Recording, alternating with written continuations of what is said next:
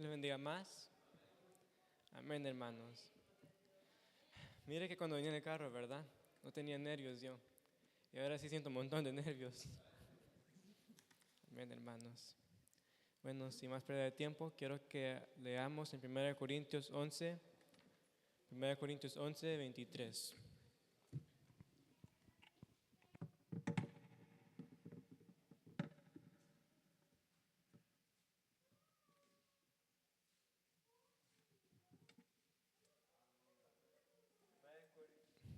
1 Corintios 11, 23. Amén, hermanos. Y vamos a leer hasta el 25. Amén. Y su palabra se lee honrando al Padre, al Hijo, al Espíritu Santo, y dice: porque yo recibí del Señor lo que también os he enseñado, que el Señor Jesús, la noche que fue entregado, tomó pan, y habiendo dado gracias, lo partió y dijo: tomad, comed, esto es mi cuerpo, que por vosotros es partido. Haced esto en memoria de mí. Asimismo tomó también la copa después de haber cenado, diciendo: esta copa es el nuevo pacto en mi sangre. Haced esto todas las veces que la bebieres en memoria de mí. Oremos. Padre, en esta hora vengo delante de tu presencia, Dios, pidiendo que seas tú ayudándome a poder hablar tu santa y bendita palabra, Dios. En esta hora te pido que seas tú poniendo tu carbón ardiente en mi boca, Padre, que yo pueda hablar tu santa y esta palabra tal y como es, Padre, que no sea yo hablando, sino que seas tú hablando a través de mí. Úsame como tu instrumento, úsame como tu vaso, Padre. En esta hora, unge cada palabra que salga de mi boca, que no sea yo hablando, sino que seas tú. Y que tu Espíritu Santo se manifieste hoy aquí en este lugar, Padre, en tu gloria. Que tu presencia se pueda sentir hoy en medio de nosotros. Muchas gracias, Padre, Hijo y Espíritu Santo. Y su pueblo dice: amén, hermanos. Y hoy no se preocupe, yo no voy a hablar de la Santa Cena, eso no es mi deber, ¿verdad? Hoy yo quiero hablar de algo que la Santa Cena sí simboliza, ¿verdad? Y es el sacrificio de Jesús, ¿verdad? Y yo quiero hablar bajo el tema el partimiento. Ese es mi tema que Dios me daba hoy, el partimiento, ¿verdad? Una cosa que vemos hoy en este pasaje, ¿verdad? Que leemos, es que la primera cosa que toma Jesús es el pan, ¿verdad? Y Él lo parte, ¿verdad? Y Él le dice: tomad, haced esto en memoria de mí, ¿verdad? Pero Él no agarra un pan para cada discípulo, ¿verdad? Nuestra palabra nos dice que Él agarró ese pan y lo partió. Y entre medio de sus discípulos Él lo repartió, ¿verdad? ¿Y qué hizo Cristo en aquel día cuando Él era sacrificado por nuestros pecados, verdad? Su cuerpo era desfigurado, ¿verdad? Sabemos que una cosa que los hermanos hacían es que eran esos látigos, ¿verdad? Ellos latigaban al que era crucificado. Esos látigos, esos tenían cosas especialmente modificadas para arrancar la piel a un humano, ¿verdad? Quedaba la persona ensangrentada, era desfigurado. Si vemos en Isaías 53, ese pasaje nos habla de lo que Jesús pasó, ¿verdad? Creo que era en Isaías 53, si no me recuerdo mal. Y podemos ver, es todo un pasaje y dice: ¿quién ha creído nuestro anuncio, verdad? Hablando de los judíos en aquel tiempo. Como Jesús pregonaba por las ciudades, ¿verdad? Por Jerusalén, por Belén, que Jesús iba a cada ciudad de Israel, ¿verdad? Y hablaba del santo evangelio de Dios, pero nadie le creía, ¿verdad? Lo tomaban por blasfemo. Vemos que llegó un punto que ellos dijeron que Él hacía estas cosas en el nombre de Belzebú, ¿verdad? Atribuyendo lo que es la obra de Dios a los demonios. Era un insulto, ¿verdad? Ser el Hijo de Dios y decir que las obras que tú haces, las obras esos milagros que hacían, que ustedes se pueden ver a través del poder de Dios, que eran gracias a un demonio, ¿verdad? Era todo un insulto. Entonces Jesús nos dice entonces en ese tiempo, ¿verdad?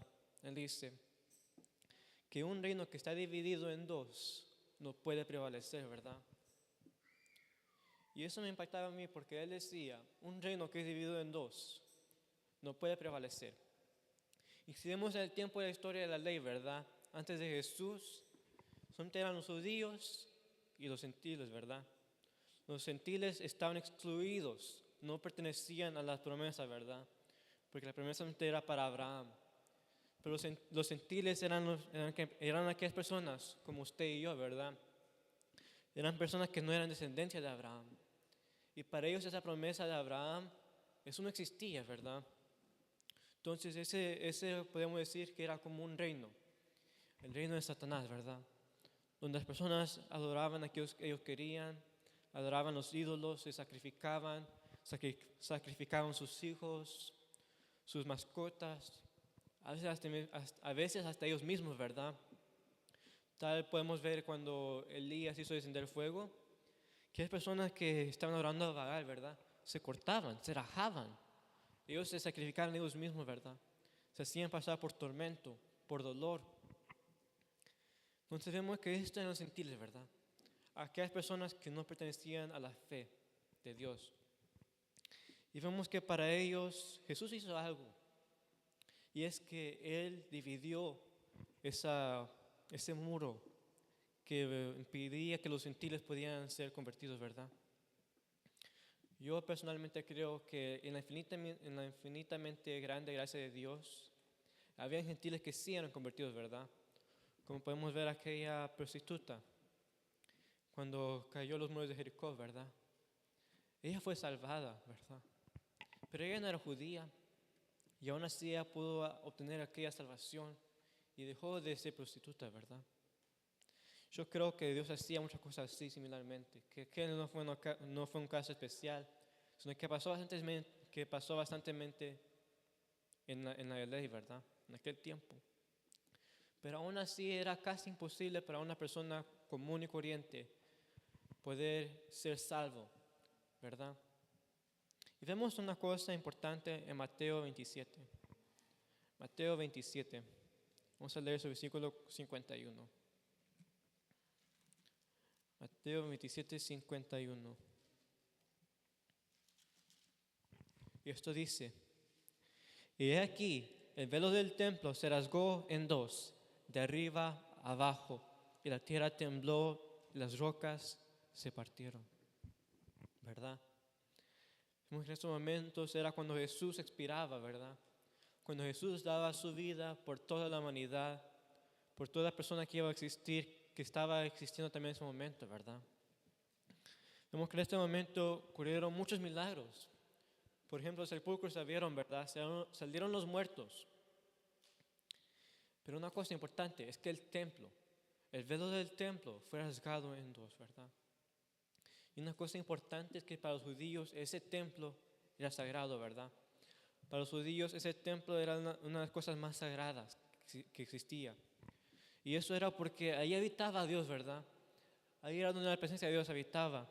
Ahí estaba la arca con los mandamientos, ¿verdad? Ahí estaba todo, ¿verdad?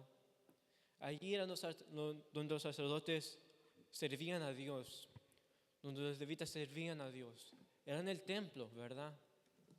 Era en el templo que uno iba para ser santificado de sus maldades, ¿verdad? Allí era donde uno se iba a purificar, porque ese era el templo de Dios. Allí habitaba la presencia de Dios. Y cuando Jesús moría, cuando Jesús ponía su vida por la humanidad, ese velo se rasgaba en dos. Vemos que en ese momento había personas que decían verdaderamente era Él el Hijo de Dios. Al ver que el templo se rasgaba, ¿verdad? El velo, al ver los terremotos, al ver las piedras que se partían, ¿verdad? Es una cosa ver, digamos, que algo se quiebre, por ejemplo, un vaso cuando cae, pero ver que las mismas piedras se partían. Era algo que no se veía tanto, ¿verdad? No era algo a menudo. Usted puede ir afuera y una piedra no solamente se va a partir, ¿verdad? Tiene que haber algo que lo movía. En ese momento era Jesús. Jesús daba su vida por toda la humanidad, ¿verdad? Y de ahí salió ahí la costumbre de partir el pan en la Santa Cena, ¿verdad? Aquel pan que simbolizaba el cuerpo de Dios. Aquel pan que era dado a nosotros, ¿verdad? El Hijo de Dios. El templo cuando se rasgó no solamente fue decir, aquí está el Hijo de Dios, aquello que usted no quería. era también decir, ahora la salvación no es para los judíos, sino para los gentiles, ¿verdad? Porque si uno tenía antes que ir a ese templo para ser santificado, a esa santificación se movía, se salía de ahí, ¿verdad? Ahora uno puede ser santificado solamente con reconocer a Jesús, ¿verdad? Una cosa que tenemos que notar es que la muerte por crucifixión, ¿verdad? No era una muerte que uno moría por ser colgado, ¿verdad? No era una muerte por las ejecuciones en sí mismo, sino que era una muerte por asfixia. Y es que en ese momento, ¿verdad? Ellos estaban desfigurados, sus espaldas tenían que frotar con la madera para tratar de respirar, ¿verdad? Tenían que levantarse y dejarse caer de vuelta para inhalar y exhalar. Entonces, cuando una persona que estaba puesta en la cruz dejaba de hacer ese movimiento, ¿verdad? Dejaba de levantarse y dejarse caer de vuelta para respirar, ellos se asfixiaban, ¿verdad? Porque esos pulmones ya no se llenaban con aire. Y el aire es algo que nosotros todos necesitamos para vivir. Entonces Jesús, cuando Él decidió ya dar su vida por nosotros, Él dejó de moverse, ¿verdad? Y tal mismo como dice la palabra, que a Jesús no le quitamos la vida a nosotros, sino que la daba por nosotros. Así mismo pasó. Porque en ese momento Jesús pudo haber dicho, yo puedo seguir respirando, ¿verdad? Él hubiera podido seguir moviéndose. Él tenía todo el poder, Él se hubiera podido sanar a sí mismo, ¿verdad? Y hubiera podido bajar de esa cruz. Pero Él decía, yo voy a tomar este castigo. Porque este castigo no es por mí, es por toda la humanidad, ¿verdad? En aquel tiempo, la muerte por cruz no era dada a cualquier persona, ¿verdad? Los romanos no crucificaban a sus propios ciudadanos. Pero aún así, el castigo por cruz era la muerte más alta, ¿verdad? El castigo más alto que había podido existir uno. Es como la muerte hoy en la silla eléctrica, ¿verdad? Era algo así la muerte por cruz. Y era algo duro, ¿verdad? Porque encima de ser latigado, de que tu espalda sea desfigurada, a Jesús le pusieron una corona de espinas, ¿verdad? Imagínese usted que le jalan un pelo y le duele, ¿verdad? Y ahora imagínese andar usted una corona de espinas que esté enlazada en su cabeza. La sangre flotaba de ahí también, ¿verdad? Jesús puede haber sido 100% espíritu, Él puede haber sido Dios, pero en ese momento también era 100% humano, ¿verdad? Él sintió el dolor que usted siente. Si a usted le duele, imagínese a Dios, ¿verdad? A Él también le dolió bastante. Y vemos que Él aún así, Él siguió, ¿verdad? ¿Y por qué hizo esto, verdad? La Biblia nos da una respuesta muy clara. En Romanos 5. Quiero leer Romanos 5. Romanos 5, 18.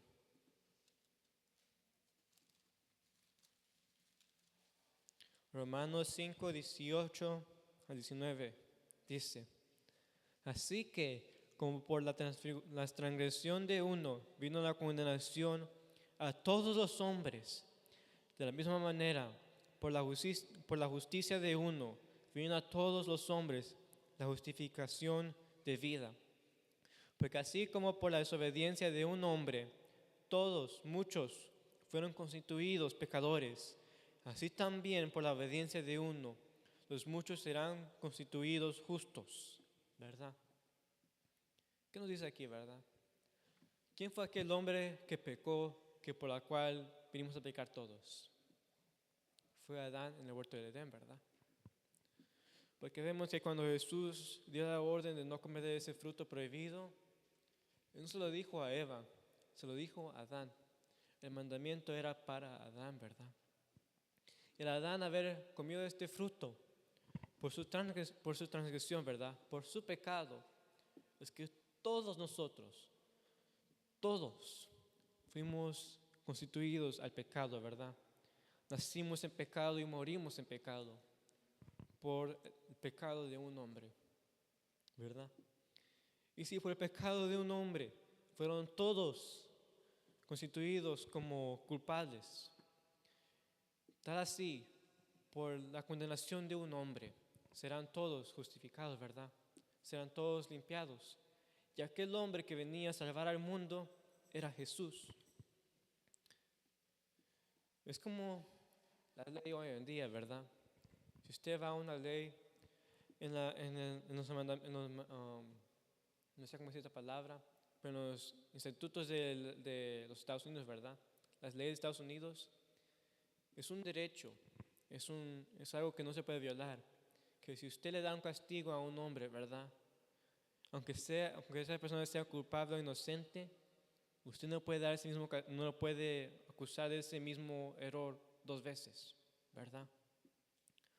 Por ejemplo, digamos que alguien se robó un carro, ¿verdad? Y esa persona va por el juicio y es hallado inocente, ¿verdad? Una persona no puede acusar a esa persona de haber robado ese mismo carro de vuelta, porque eso viola las leyes, ¿verdad?, de Estados Unidos.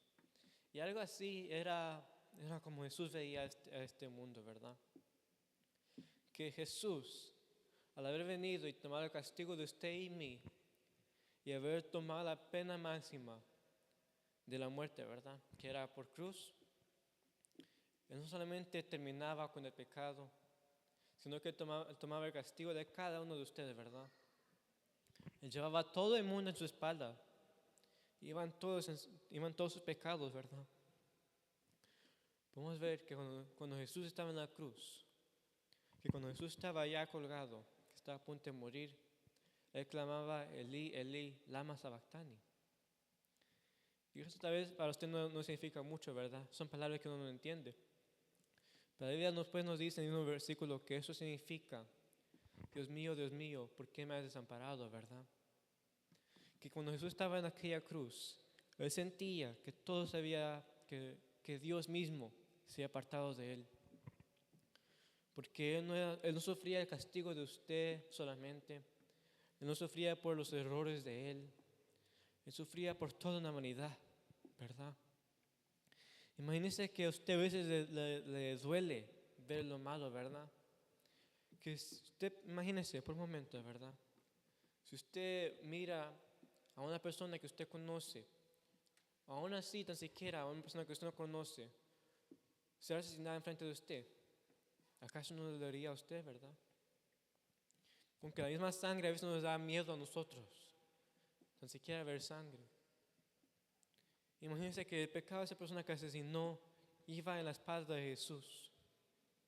Y que si a usted le duele ver a una persona morir por causa de otra persona, si hay muchos crímenes que se hacen hoy en el mundo, ¿verdad?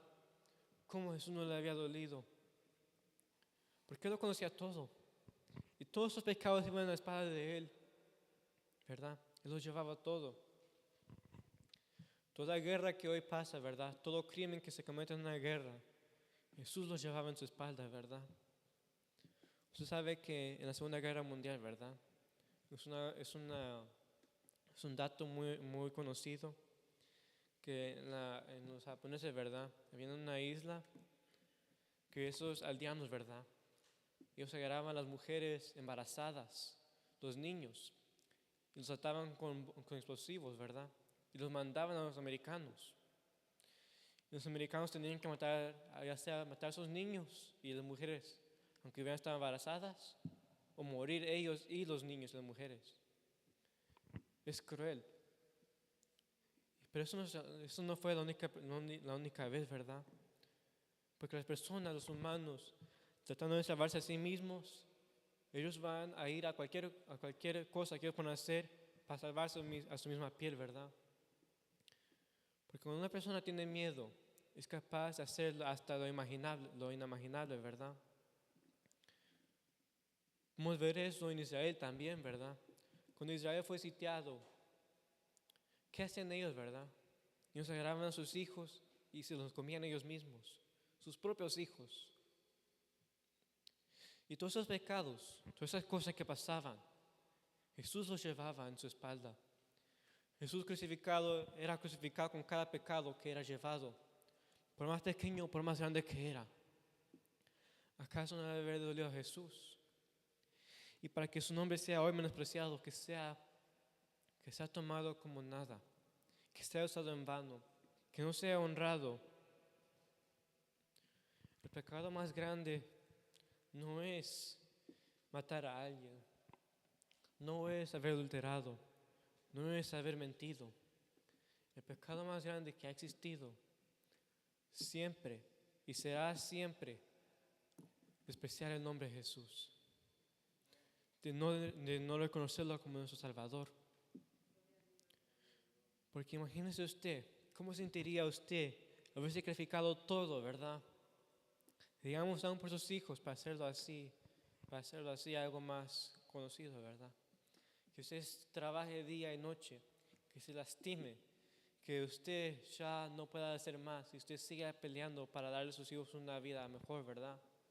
Y que al fin su hijo termine en las drogas y termine en la quiebra también. ¿Cómo se sentiría usted? Que usted haber sacrificado su vida, su juventud, por alguien que lo desprecia todo. ¿Cómo no se sentiría usted, verdad? No puede decir a usted que no le dolería ver tan siquiera a su hijo en la calle, aunque no estuviera muerto, pues usted ver su hijo o su hija en la calle, ¿acaso no le dolería? Y ahora Jesús, que Él lo sacrificó todo hasta su vida y volvió a resucitar solamente para encomendarnos en un camino mejor y que sea su nombre despreciado, que sea desechado. Cuando Jesús vino, Jesús no vino para darle salvación a todo el mundo. Porque muchas veces predicamos nosotros que Jesús le dio salvación a todo el mundo. No es así. Jesús le dio salvación a aquellos que en Él creen. No a aquellos que en Él creían, no a aquellos que en Él crean. Todo aquel que en Él cree. El creer es algo que está pasando ahorita. Es el presente. Es ahorita. Eso es creer. ¿Qué dice Juan 3:16? Juan 3:16. Dígalo usted, se lo sabe de memoria, ¿verdad?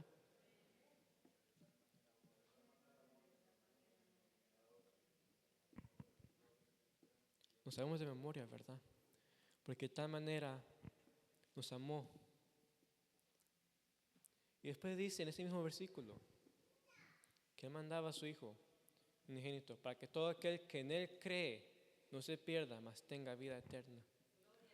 La palabra clave es cree. Porque hay veces nosotros, aún en el Evangelio, dudamos de Dios, ¿verdad? Y está bien. Yo lo voy a decir ahorita. Yo también he dudado a veces, ¿verdad? Hay momentos de dificultad que uno duda. La duda viene, ¿verdad? En aquellos momentos débiles que usted está tal vez solo en su cuarto. Usted se pone a pensar, ¿acaso Dios me escucha? Eso es dudar, ¿verdad? Todos dudamos. Todos hemos dudado en algún momento, ¿verdad? El decir que usted nunca ha dudado, ya sea significa que usted tiene una fe inquebrantable o que usted está mintiendo. Porque no hay de los dos, ¿verdad? Porque hay momentos de debilidad en cada una de nuestras vidas. La diferencia entre dudar y alguien que no es cristiano es que aquel que duda siempre dice, y aún así yo voy a confiar que Jesús es verdadero, ¿verdad? Que esta situación mía se va a aclarar. Eso es creer. El saber que aún después de la situación, ¿verdad? Aún después de los problemas, todo se mejora. Eso es creer. Muchos, yo creo que si no todos los que están en el mundo, han escuchado de Dios, ¿verdad? Sea islámico, sea Buda, sea hinduista, ¿verdad? Todos han creído de Dios. Todos han escuchado de Dios, ¿verdad? El nombre de Dios es un nombre que ha llegado a todos los confines de la tierra. Está en todo lugar. Y lo que separa a un cristiano de una persona que es, digamos, un Buda, que es un hinduista, ¿verdad? Un satánico tal vez. Es que un cristiano está activamente creyendo que Dios es y que hará, ¿verdad? Una persona que es cristiano no piensa, Jesús es un Dios que no te puede manifestarse materialmente. Una persona cristiana no limita a Dios. Porque muchas veces limitamos a Dios mismo nosotros, ¿verdad? Al decir que si Dios no sana, si Dios no me sana a mí, Él no existe. Eso es limitar a Dios, ¿verdad? Porque Dios lo puede sanar, es darle un millón de dólares, ¿verdad? Para pagar usted siempre al seguro sus deudas. Pero nosotros muchas veces limitamos a Dios porque pensamos que Dios no puede hacer esto. Dudamos del poder de Dios. La promesa de que nos seamos salvos es si nosotros creemos que Él es y que Él hará, ¿verdad? Eso es la promesa.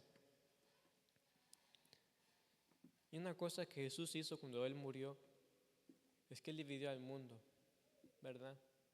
Muchas veces nosotros pensamos que Jesús era paz, ¿verdad? Que Jesús unió al mundo, pero no es así. Jesús sí es paz, ¿verdad? Él es amor, Él es gozo, Él es todo lo bueno. Pero cuando Él vino a este mundo, no solamente dividió, no solamente tomó el pecado y rompió ese velo que dividía a los judíos y los gentiles, sino que Él también dividió al mundo, ¿verdad? Él dividió el mundo en dos. Aquel que no cree en Dios y aquel que cree en Dios, ¿verdad? La salvación, como he dicho, es para aquel que cree.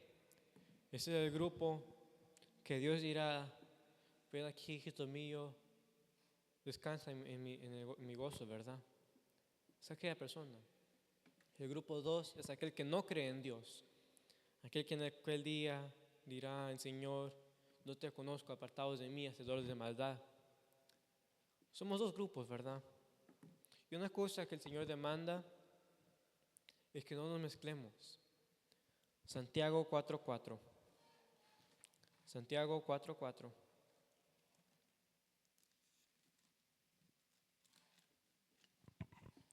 Su palabra dice, oh almas adúlteras, ¿no sabéis que la amistad del mundo es enemistad contra Dios?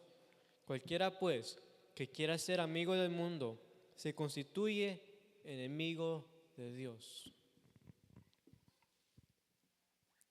Cuando Jesús vino aquí a este mundo, ¿verdad? Él dividió el mundo en dos. Y aquí vemos aquellas dos partes, ¿verdad? La Biblia misma nos dice que no podemos servir a dos amos, porque amaremos a uno más que al otro y aborrecemos al otro. Y usted me dirá, ¿por qué? ¿Verdad? Porque usted puede trabajar dos trabajos, ¿verdad? Y usted puede, digamos, sentirse igualmente sobre los dos trabajos. Pero si usted trabaja dos trabajos, ¿verdad? Digamos que los dos son full time, ¿verdad? Llegará usted un momento en que usted dirá, el trabajo, o tal vez la paga en este trabajo es mejor que el otro, ¿verdad? Y usted empezará a comparar y usted dirá, a mí me gusta más este trabajo que el otro. Y así mismo es el mundo, ¿verdad? Es nuestra vida. No podemos servir a Dios y a las riquezas. No podemos servir a Dios y a los placeres. Tenemos que escoger entre uno. Porque el mundo está dividido, ¿verdad? Es una guerra espiritual. En una guerra usted no va a ver a los aliados contra los aliados mismos, ¿verdad? No sucede así. Con una guerra, por ejemplo, la guerra en la Primera Guerra Mundial, tenía usted más los enemigos y los aliados, ¿verdad? Porque ¿qué pasaría si hubiera una guerra que está pasando en tres así, ¿verdad? No puede. Porque ya sea los aliados se están atacando a ellos mismos o los enemigos se están atacando a ellos mismos, ¿verdad? Y eso no es una guerra. Una guerra sucede cuando hay dos divisiones que pelean contra cada uno mutuamente. Y nosotros estamos en guerra. Lo escuchamos muchas veces, ¿verdad? Estamos en guerra constantemente. Pero ¿cuál es nuestra guerra? ¿Contra quién? Contra los principados, ¿verdad? Contra los demonios, contra el mundo, contra nuestra carne. Ajá, eso no le gusta, ¿verdad? A mí me gusta dormir a cada uno de nosotros, ¿verdad? A mí me gusta dormir, yo soy sincero, ¿verdad? Cuando viene un ayuno, lo primero que se me pasa a la mente, tengo que levantarme más temprano hoy, ¿verdad? Yo no pienso muchas veces, oh, yo me voy a usar de culto. Lo primero que se me pasa a mi mente es, oh, me voy a tener que levantar más temprano, ¿verdad? ¿Cuándo voy a salir? ¿Cuándo voy a comer? ¿Verdad? Porque soy humano, soy hecho de carne. Yo no voy a pasar todo el tiempo pensando, hoy me voy a estar en el culto, ¿verdad? A veces quiero estar cansado cuando llegue a la casa, que tal vez he tenido un día largo y yo voy a querer decir, hoy yo me quiero dormir, ¿verdad? Pasa. Pasado, ¿verdad? Y si usted dice que no me ha pasado, es mentiroso, ¿verdad? Porque ¿cuántas veces usted ha llegado a través del trabajo, de la escuela, y ha terminado su tarea, o ha llegado a la casa ya tarde de su trabajo, y usted se quiere dormir y dice, tengo que orar? Y aunque sea 5 minutos hincado de cuesta, ¿verdad? Me ha pasado también. A veces se me ha olvidado hasta orar. Yo voy a ser sincero, no soy perfecto. Nadie lo es, ¿verdad? El detalle está en que alguien trate de agradar a Dios, ¿verdad? Ese es el detalle. Que Jesús él dijo, no se puede ser amigos del mundo y de yo. Y usted no es amigo del mundo hasta que usted decide tomar sus placeres, ¿verdad? Un sacrificio es cada vez que usted se levanta para venir a un ayuno y decir, oh, yo voy a ayunar y me voy a quedar hasta el tercer culto y voy a hacer lo mejor que yo pueda, ¿verdad? Es un sacrificio, porque su carne ha querido decir, yo me quiero dormir hoy y quiero comer a tal y tal hora. Me falta mi desayuno, me falta mi café, me lo voy a tomar cuando llegue a la casa, ¿verdad? Y usted quiere salir de aquí rápido, quiere que el culto ya termine. Y el estar usted aquí es sacrificar su carne, ¿verdad? Cada vez que usted se hinca a orar, aunque esté cansado usted, eso es sacrificar su carne, ¿verdad? Y cuando usted hace estas cosas pequeñas, por más pequeñas que son, indican que usted es amigo de Dios, ¿verdad? Que usted está dispuesto a dejar el mundo atrás, a dejar sus placeres, su carne atrás, para servir a Dios. Amén. Vemos en Mateo 5:14. Mateo 5:14.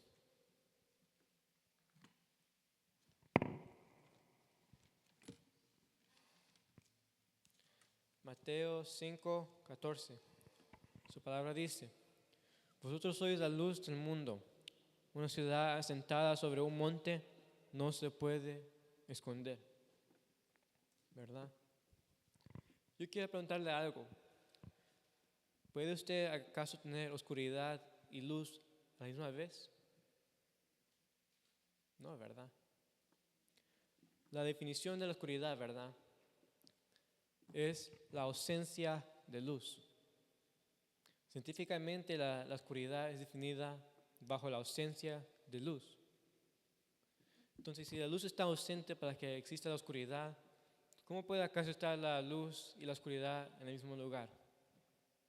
No se puede, ¿verdad? No hace sentido.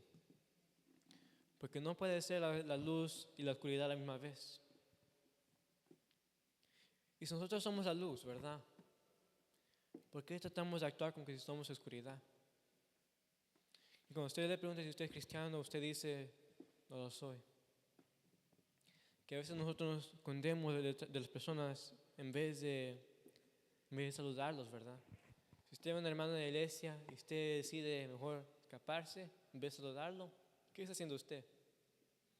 Por más pena que le dé, usted es hijo de Dios, ¿verdad?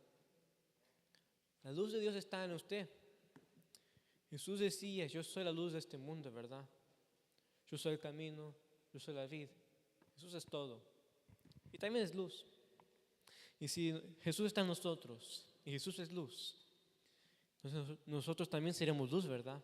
Alumbraremos. Es la razón por la cual el mundo no se puede mezclar con la iglesia. Es porque usted no puede tener la oscuridad y la luz en el mismo lugar. Ahorita hay luz porque tenemos aquí las luces encendidas, ¿verdad?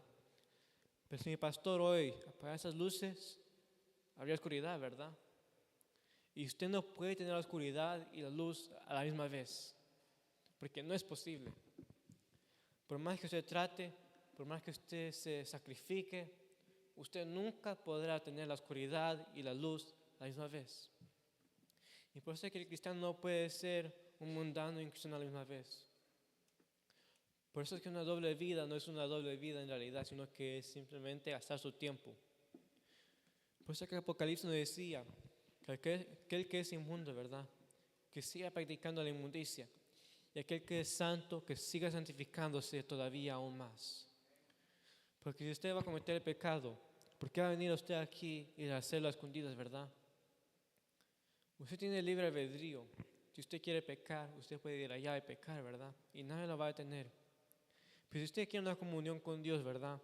Aun cuando usted peque, usted se va a arrepentir, usted va a venir a Jesús de vuelta. Y usted va a pedir perdón a Él.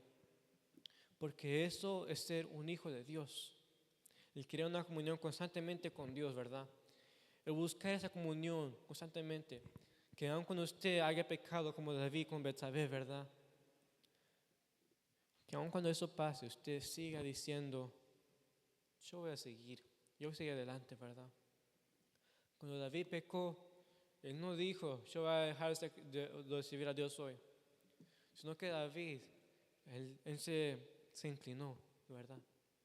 Se humilló él mismo, rasgaba sus vestiduras y clamaba a Dios, ¿verdad? Y David, por más que pecó, él siempre agradó a Dios, porque cuando pecaba se arrepentía, ¿verdad? Igual como Pedro, que cuando él pecó, cuando él negó a Dios, él se arrepintió, ¿verdad? Y el Señor lo reconocía, porque ese es el amor de Dios, ¿verdad? Aquel amor que nos limpia a nosotros. Yo quiero terminar con esto, ¿verdad? En Mateo 10:34, Mateo 10:34,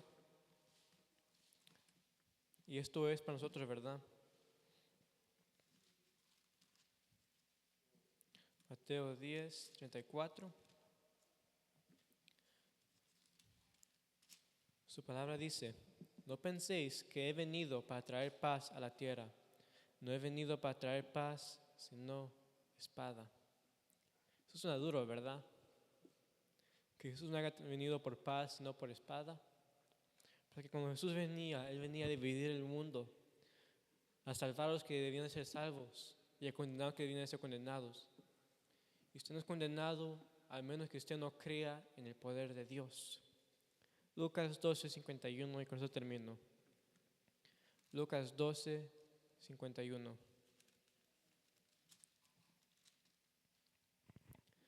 Su palabra dice,